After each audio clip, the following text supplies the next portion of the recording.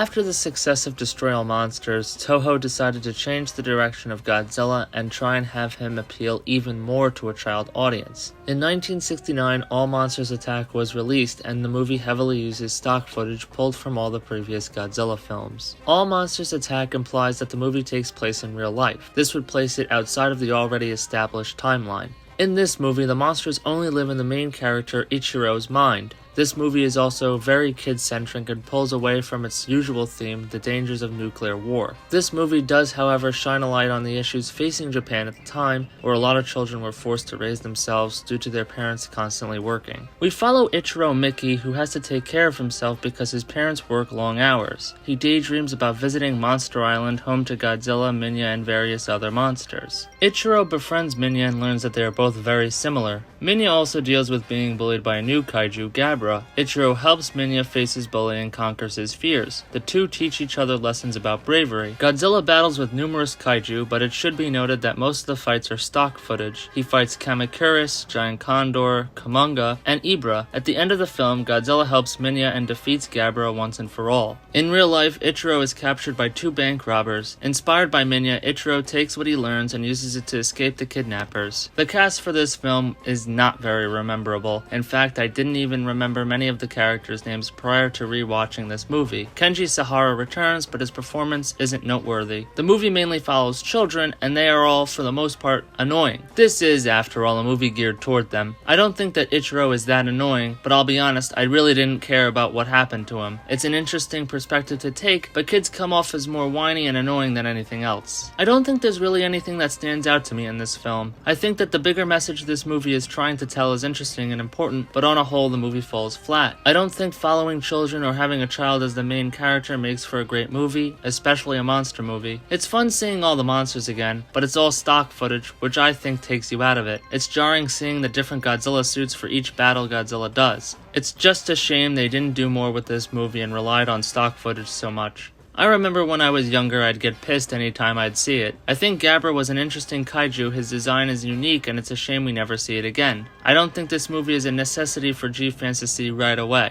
I'm gonna give this movie 2 out of 5 stars.